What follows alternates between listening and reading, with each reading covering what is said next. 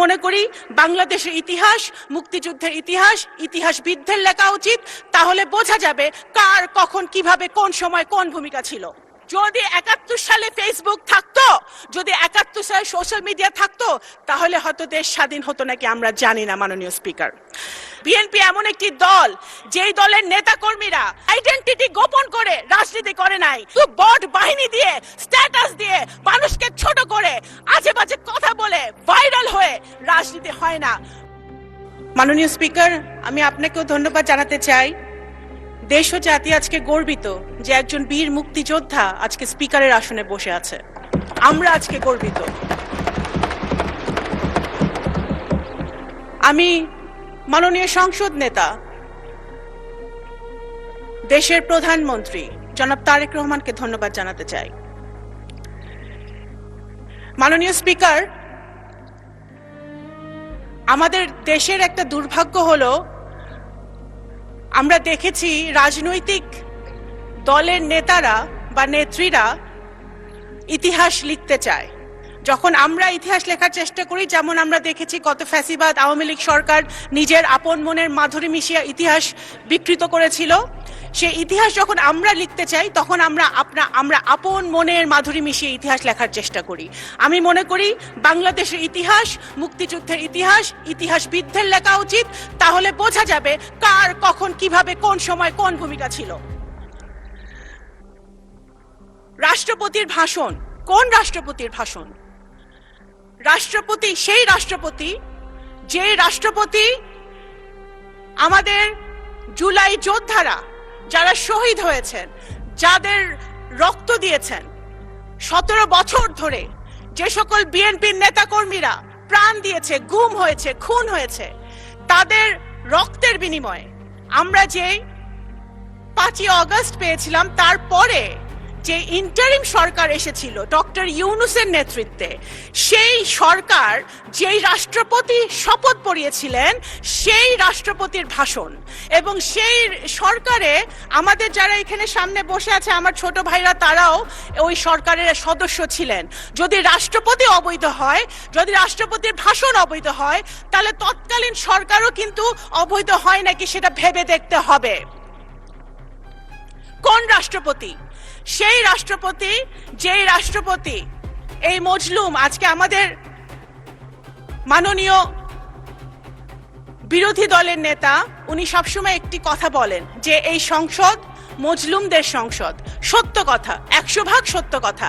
এই সংসদে গুম থেকে ফেরত আসা সংসদ সদস্য আছে, এই সংসদে আয়নাঘর থেকে ফেরত আসা সংসদ সদস্য আছে, এই সংসদে ফাঁসির কেষ্ট থেকে ফেরত আসা সংসদ সদস্য আছে, হাজার হাজার মামলা মাথায় নিয়ে তারা জেল খেটেছে সেই সংসদ সদস্য আছে। সুতরাং এই ইটস এ ইউনিক পার্লামেন্ট। অবশ্যই এই মজলুম কারা আমাদেরকে মজলুম বানিয়েছিল?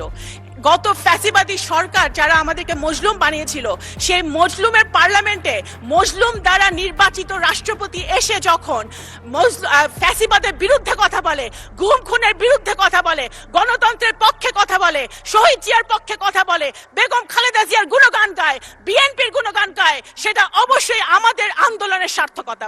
মাননীয় স্পিকার, এখন আপনারা বললেন ভাই, এখন বিএনপি এমন একটি রাজনৈতিক দল মাননীয় স্পিকার, যেই দলের উপরে বাংলাদেশের জনগণের আশা ভরসা। সুতরাং বিএনপি কে ক্রিটিসাইজ হবে সেটা আমরা জানি। বিএনপি এমন একটি দল যেই দলের নেতাকর্মীরা সেই দলের নেত্রীর মতো আপোষহীন হয়ে একদিনের জন্য আইডেন্টিটি গোপন করে রাজনীতি করে নাই। এই দলের নেতাকর্মীরা ধানের শীষের ব্যাজ লাগিয়ে শহীদ জিয়া, তারেক রহমান, খালেদা জিয়া টি শার্ট পরে তারা গুলি খেয়েছে, টিয়ার গ্যাস খেয়েছে, জেলে গিয়েছে। তারা পথ গোপন করে অন্য দলে থেকে রাজনীতি করার চেষ্টা করে নাই। মাননীয় স্পিকার, আমাদের বিএনপি সেই দল, শহীদ রাষ্ট্রপতি জিয়াউর রহমানের দল, যিনি দেশের ডেভেলপমেন্টের জন্য কখনো আন্তর্জাতিক জাতীয় কারোর সাথে আপোষ করেন নাই। বেগম খালেদা জিয়ার দল, যিনি দেশের গণতন্ত্রের জন্য, স্বাধীনতা, সার্বভৌমত্বের জন্য কারোর সাথে আপোষ করে নাই। এই দলের হাজার হাজার নেতাকর্মী জান দিয়েছে, প্রাণ দিয়েছে, ভবিষ্যতেও জান দিবে, প্রাণ দিবে। জুলাই সনদ অনেক কথা হয়েছে জুলাই সনদ নিয়ে মাননীয় স্পিকার। জুলাই সনদ অবশ্যই বিএনপিকে জুলাই সনদ নিয়ে বলে কোনো লাভ নাই। জুলাই সনদ মানে কি একটা রিফর্ম, বাংলাদেশের রিফর্ম, নতুন প্রজন্মের জন্য রিফর্ম, সংস্কার। আপনি যদি ইতিহাস দেখেন, বাংলাদেশ জাতীয়তাবাদী দল বাংলাদেশে একটি মাত্র দল যে বাংলাদেশের জন্মের পর থেকে এখন পর্যন্ত যত রকম রিফর্ম সংস্কার হয়েছে বাংলাদেশের উন্নতির জন্য প্রত্যেকটা বিএনপির হাত ধরে হয়েছে। খাল খনন, গার্মেন্টস শিল্প, পার্লামেন্টারি ডেমোক্রেসি, তত্ত্বাবধায়ক সরকার থেকে শুরু করে নারী শিক্ষা, সবকিছুর পিছনে ছিল বিএনপির হাত, দেশনেত্রী বেগম খালেদা জিয়া এবং শহীদ জিয়ার হাত। এবং এখন যেটা হচ্ছে reform, family card, farmers card, আমাদের নতুন প্রজন্মের জন্য কাজ, এই সব কিছুই হচ্ছে জনাব তারেক রহমান বিএনপির হাত দিয়ে, যেটার আপনারাও সুফল পাবেন ইনশাল্লাহ প্রিয় দলের নেতৃবৃন্দ। সুতরাং বিএনপিকে জুলাই সনদ বাস্তবায়ন হবে না সেটা বলে লাভ নেই। বিএনপির হাত দিয়ে জুলাই সনদ বাস্তবায়ন হবে ইনশাল্লাহ। এবং মাননীয় স্পিকার, শুধু এই যে সকল অন্যায়, অত্যাচার, অবিচার বাংলাদেশের মাটিতে হয়েছে, জুলাই অভ্যুত্থানে যারা শহীদ হয়েছে, আমাদের যারা গুম হয়েছে, যারা খুন হয়েছে, তাদের বিচারও বিএনপির হাত দিয়েই হবে ইনশাল্লাহ বাংলাদেশের মাটিতে। মাননীয় স্পিকার, আমরা খুশি, আমি ব্যক্তিগতভাবে আমি একজন রাজনৈতিক কর্মী হিসেবে খুশি হয়েছিলাম যখন আমাদের দেশের ছেলেমেয়েরা মাঠে নেমেছিল কোটার আন্দোলনে, একটা ইস্যুকে কেন্দ্র করে, দেশকে ভালোবেসে। আমরা সেটা খুশি হয়েছিলাম, কারণ আমরা সবসময় বলে আসছিলাম যে এই দেশের নতুন প্রজন্ম রাজনীতি পছন্দ করে না, দেশকে ভালোবাসে না। সেটা জুলাই অভ্যুত্থান মিথ্যা প্রমাণ করেছে।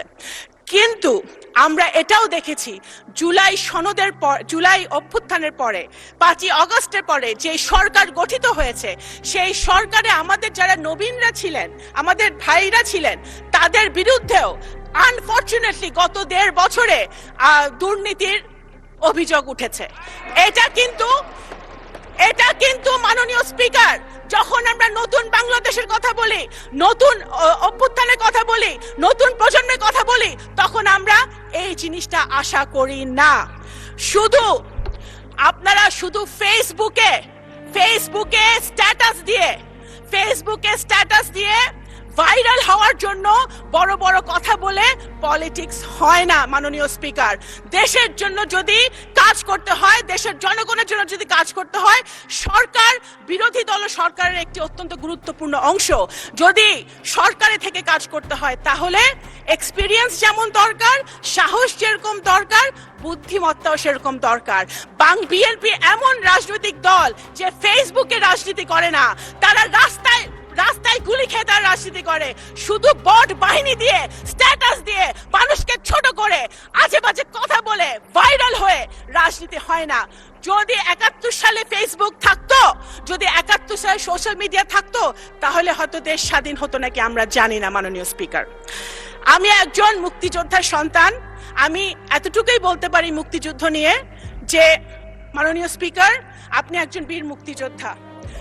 মুক্তিযুদ্ধ we cannot replace মুক্তিযুদ্ধ with anything else. একদিকে মুক্তিযুদ্ধ, আরেকদিকে যত আন্দোলন হয়েছে এবং ভবিষ্যতে বাংলাদেশে যত আন্দোলন হবে সবগুলো একদিকে, মুক্তিযুদ্ধ একদিকে, সবকিছু আরেকদিকে।